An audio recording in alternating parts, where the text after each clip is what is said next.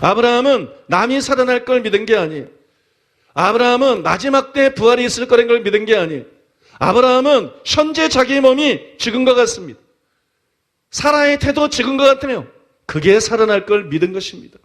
여러분, 우리가 믿어야 될 믿음의 핵심도 마찬가지예요. 현재적인 것입니다. 현재 죽어있는 내 영이 살아날 걸 믿는 거예요. 현재 새 생명이 주어질 걸 믿는 거예요.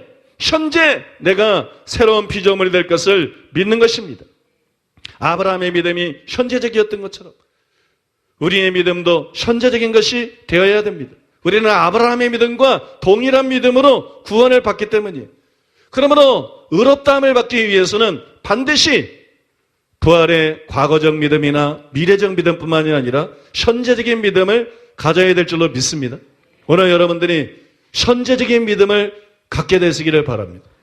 부활에 대해서 현재적인 믿음을 가지면 여러분은 변화됩니다. 그런데 아브라함의 경우가 보여주는 것처럼 이런 믿음을 갖는 것은 쉬운 일이 아닙니다. 요한복음 11장 21절로 27절. 마르다가 예수께 여짜오되 주께서 여기 계셨더라면 내 오라버니가 죽지 아니하였겠나이다. 그러나 나는 이제라도 주께서 무엇이든지 하나님께 구하시는 것을 하나님이 주실 줄을 아나이다. 예수께서 이르시되 내 오라비가 다시 살아나리라. 마르다가 이르되 마지막 날 부활 때에는 다시 살아날 줄을 내가 아나이다. 예수께서 이르시되 나는 부활이요 생명이니 나를 믿는 자는 죽어도 살겠고 무릇 살아서 나를 믿는 자는 영원히 죽지 아니하리니 이것을 내가 믿느냐. 이르되 주여 그러하에다. 주는 그리스도시요 세상에 오시는 하나님의 아들이신 줄 내가 믿나이다. 이거는 예수님과 마르다 사이에 오간 대화지요. 마르다는 과거의 부활을 믿었어요. 즉 예수님이 좀 일찍 왔다면 죽어가는 우리 오빠가 살아났을 것이다. 이걸 왜 부활이라고 말합니까? 아브라함과 사라의 몸이 죽은 게 아니라 죽은 것 같았어요. 그런데 아브라함이 믿은 것은 다시 살리시는 하나님을 믿은 거예요. 나사로가 앓고 있던 병은 사소한 병이 아니라 죽을 병이었어요. 그의 몸은 죽은 것 같은 것이에요. 그런데 예수님이 조금 일찍 왔으면 능히 다시 살릴 것을 믿었어요. 그래서 이것은 과거적 부활을 믿은 것에 해당이 되는 것이에요. 여러분, 마르다는 이 사실을 쉽게 믿었습니다. 마치 이처럼 우리들 역시 십자가 사건 직후의 제자들과는 달리 예수님의 부활을 당연한 사실로 받아들입니다. 그걸 여러분 어렵지 않게 믿습니다. 또 마르다는 미래 때가 되면 오빠가 살아날 것을 당연하다는 듯이 믿었습니다. 우리들 역시 주님이 다시 오실 때 우리 몸이 부활할 것을 당연하다는 듯이 믿습니다. 이런 믿음은 심지어는 바리새인들도 가지고 있었어요. 사두개인들은 부활을 인정하지 않았지만 바리새인들은 부활을 믿었습니다. 그러므로 이것을 믿는 것은 어려운 일이 아닙니다. 그러나 문제가 뭐였느냐 그러면 마르다가 네 오라비가 다시 살아나리라 이 예수님의 말씀에 반응한 것입니다. 예수님의 의도는 지금 살아나리라 그런 뜻이에요. 내 오라비가 살아나리라. 지금 살려주겠다. 지금 살아나리라 그런 뜻이에요. 마르다는 이 말씀을 믿지 않았습니다. 그래서 부활 때에는 다시 살아날 줄을 내가 아나이다. 동문서답을 했습니다. 여러분 오늘날 우리도 마찬가지예요. 마르다처럼 우리도 과거 예수님의 부활과 미래 우리 몸의 부활을 믿는 것은 쉽습니다. 여기 있는 사람이 다 믿을 거예요. 끌려온 분 몇 분 빼놓고는 여기 있는 분들이 거의 100% 과거 예수님의 부활, 미래 우리 몸에 부활할 거 다 믿을 것입니다. 그러나 현재 우리 영의 부활, 즉 우리가 새 생명을 가지고 변화된 삶을 살 수 있다고 믿는 것은 쉽지가 않습니다. 여기 믿는 분들이 그걸 아는 사람은 많지만 다 믿고 있지는 않아요. 그래서 삶이 변화되지 않는 거예요.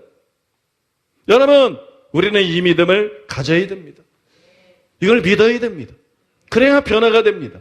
그래야 여러분 의롭다함을 받을 수가 있습니다.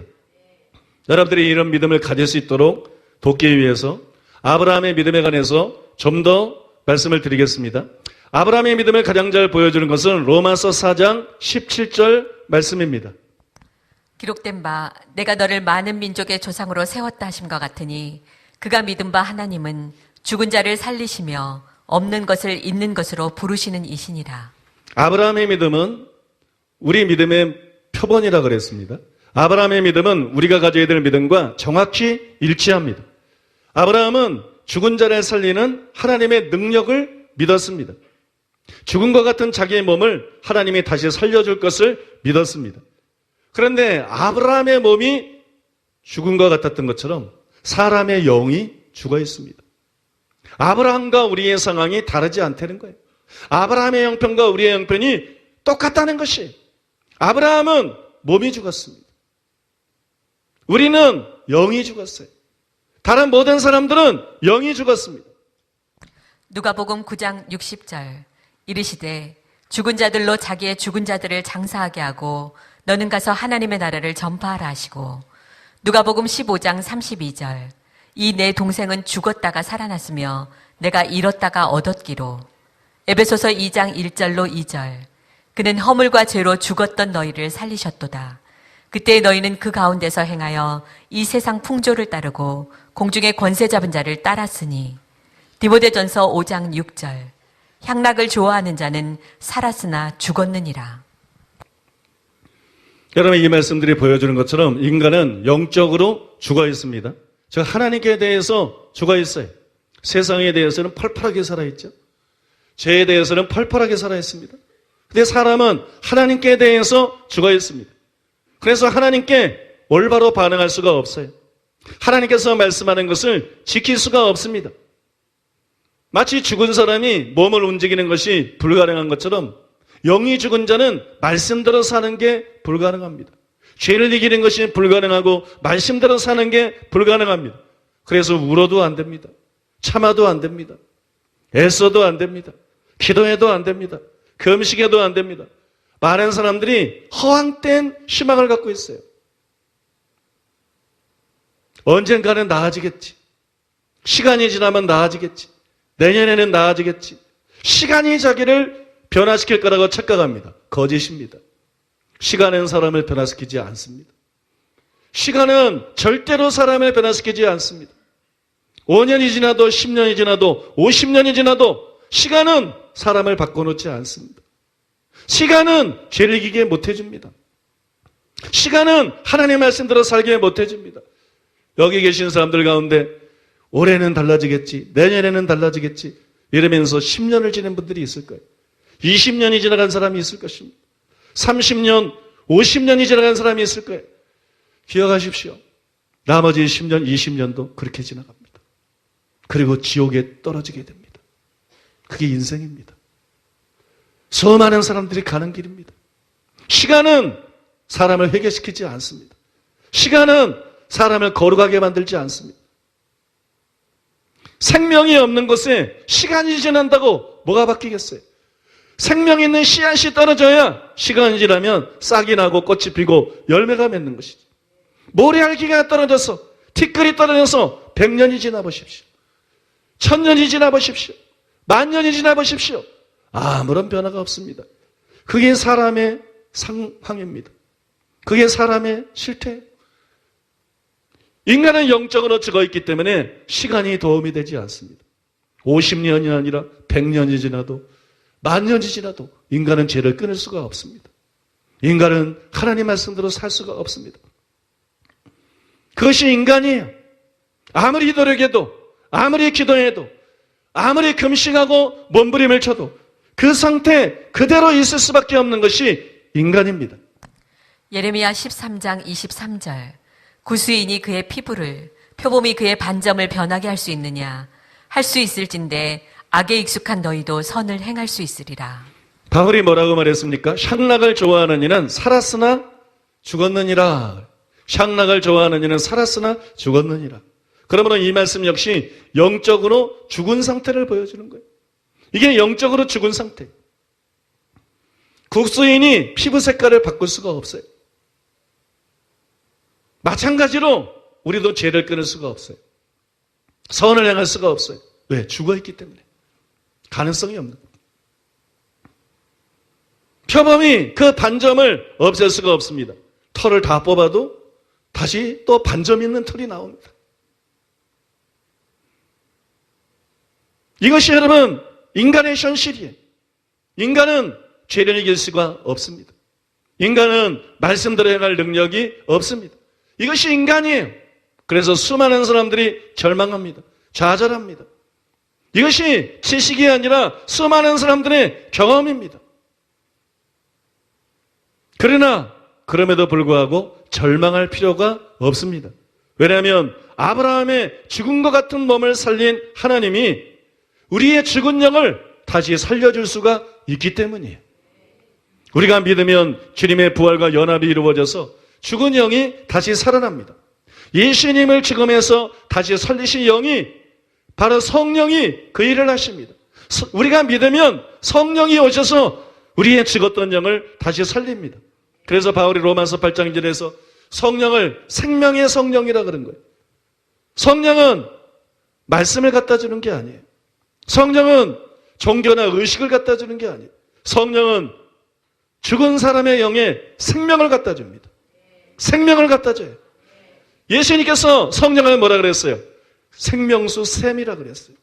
또 생수의 강이 너희 속에서 흘러나리라 그랬어요. 성령은 생명을 머금고 있습니다. 성령은 생명을 전달합니다. 이 성령이 우리 안에 들어오면 우리의 죽었던 영이 살아납니다. 그래서 죄를 이길 수가 있게 됩니다. 그래서 하나님께 바르게 반응할 수가 있게 됩니다. 제가 하나님 말씀대로 살 수가 있게 됩니다. 그래서 여러분 절망할 필요가 없는 거예요. 노력이 아니에요. 믿음뿐입니다. 이걸 믿는 거예요.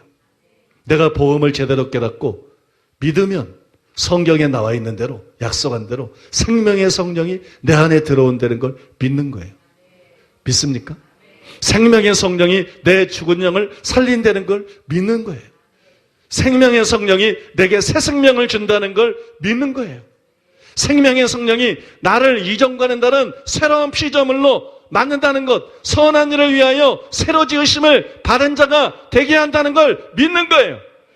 그래서 죄를 이길 수 있다는 걸 믿는 거예요. 그래서 의를 행할 수 있다는 걸 믿는 거예요. 새 언약이 뭐예요? 이걸 약속하는 겁니다. 다음 시간부터 새 언약에 대해서 자세히 제가 풀어서 말씀을 드릴 것인데, 여러분 새 언약은 다른 게 아니에요. 새 언약은 단순히 피가 아니에요. 새 언약은 단순히 제사함이 아니에요. 새 언약은 죄를 이길 수 없는 너를 죄를 이길 수 있게 만들어주겠다. 의를 행할 수 없는 너를 의를 행할 수 있게 만들어주겠다. 네가 해야 되는 것은 애쓰고 노력하는 것이 아니라 단순히 나를 어린아이처럼 믿는 것이다. 복음을 깨닫고 믿는 것이다. 예수님의 십자가를 믿는 것이다. 예수님의 부활을 믿는 것이다. 그러면 나의 죽음과 연합이 되고 나의 부활과 연합이 돼서 옛사람 죄의 몸은 죽어지고 성령, 생명의 성령이 너에게 오므로 말미암아 너희가 죽었던 영이 살아날 것이다. 너희가 새 생명을 갖게 될 것이다. 너희가 새로운 삶을 살게 될 것이다. 이걸 약속하는 게 새 언약이에요. 너무나 많은 사람들이 새 언약을 껍데기로 알고 있어요. 새 언약이 복음 아닙니까? 십자가를 믿으면, 예수를 믿으면 천국 간다. 이게 가짜지 그게 새 언약입니까? 새 언약은 그거 아니에요. 복음은 그거 아니에요. 너희를 변화시켜 주겠다는 거예요. 구약의 여러분 새 언약에 대한 예레미야의 진술을 보세요. 에스겔의 진술을 보세요. 내가 너희를 이렇게 변화시켜 주겠다. 그거죠. 그게 복음이에요. 그게 진짜 복음입니다. 믿습니까? 여러분이 해야 될 일이 뭐냐? 믿는 거예요. 어떻게 믿습니까? 여러분은 지금 벌써 믿기 시작하고 있는 거예요. 믿음은 들으면서 알기 때문에. 들음은 그리스도의 말씀으로 말미암기 때문에. 거기 그리스도의 말씀은 성경 말씀을 말하는 게 아니에요. 바로 복음을 말하는 거예요. 여러분 지금 그 복음을 듣고 있는 거예요. 이 복음을 들으면 여러분들 속에서 의심이 떠나가는 거예요. 이 복음을 들으면 여러분들 속에서 믿음이 올라오는 거예요. 그래서 복음을 바울이 믿음의 말씀이다 그런 거예요. 로마 10장에서 이 복음은 믿음의 말씀이다. 왜 복음은 지식을 주는 말씀이 아닙니다. 복음은 믿음을 주는 말씀이에요.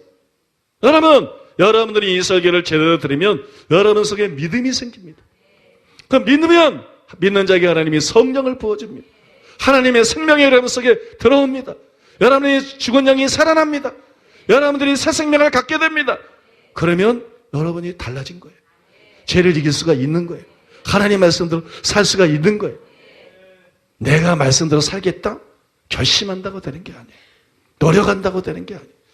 몸부림친다고 되는 게 아니에요. 믿음이 없이는 하나님을 기쁘시게 할 수 없느니라. 예수께서 그리스도이심을 믿는 자가 아니면 세상을 이기는 자가 누구냐? 나를 떠나서는 너희가 아무것도 할 수 없느니라. 믿습니까? 여러분 믿으시기 바랍니다.